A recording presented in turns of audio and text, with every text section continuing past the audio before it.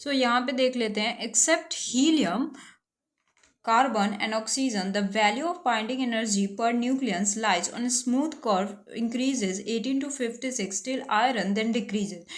Accept मतलब helium, carbon और oxygen को छोड़ के जो वैल्यू ऑफ बाइंडिंग एनर्जी है पर न्यूक्लियॉन्स का, वो लाइज करता है एक स्मूथ कर्व में जो कि इंक्रीज कर रहा है 18 टू 56, ठीक है, टिल आयरन तक देन डिक्रीज कर रहा है.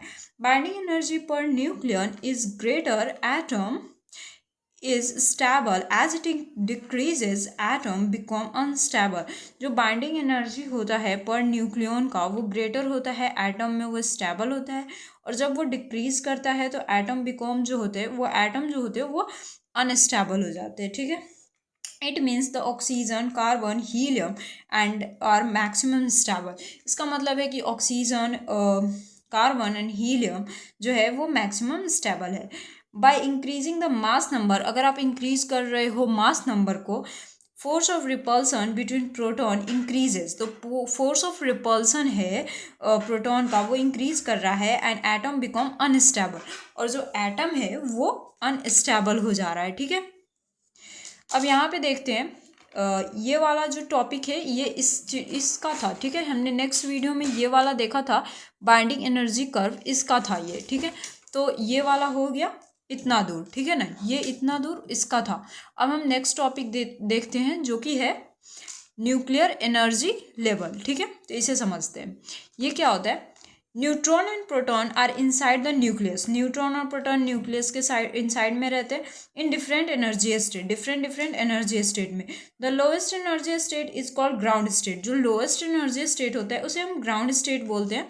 With some energy is given to nucleons, जो कि कुछ एनर्जी देते हैं न्यूक्लियंस को to get it excited and goes to hire energy state, जो कि देता है एनर्जी और वो एक एक्साइट करता है हायर स्टेट एनर्जी स्टेट में जाने के लिए, which is called excited state, जिसे हम लोग एक्साइटेड स्टेट बोलते हैं.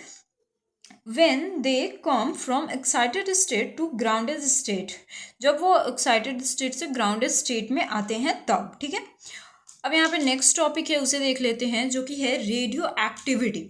ठीक है, तो रेडियो एक्टिविटी क्या होता है इसे देखते हैं. It is the phenomena of spontaneous disintegration of the nucleus of an atom with emission of one or more radiation like alpha particle, beta particle and gamma rays.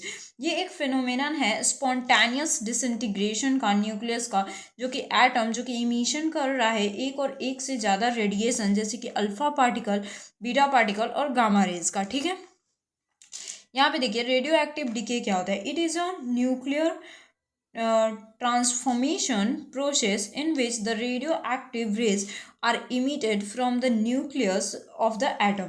ये एक न्यूक्लियर ट्रांसफॉर्मेशन प्रोसेस होता है जो कि radio active raise होता है, emit करता है न्यूक्लियस से एटम का, और इस the process can not be accelerated and slow down by physical.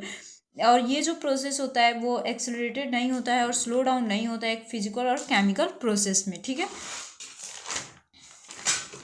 अब यहाँ पे देखते हैं comparison between alpha, beta and gamma raise. ठीक है, तो ये कंपैरिजन क्या है, तो देखिए प्रॉपर्टी है alpha rays, beta rays and gamma raise.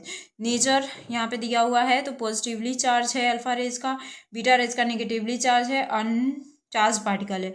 Charge दिया हुआ है, इसका मास दिया हुआ है, defect of electron and magnetic field है, स्पीड ऑफ आयनाइजेशन है, पावर है, प्रॉपर्टीज है, पेनिट्रेटिंग पावर है. ठीक है, किसमें कितना होता है, तो ये चीज़ आपको नोट डाउन कर लेना है अपने नोट्स में. ठीक है, एंड नोट्स आप बनाते रहना जिससे कि आपको हेल्प होगी. ठीक है ना, अब नेक्स्ट वीडियो से हम देखते हैं law of radioactivity DK.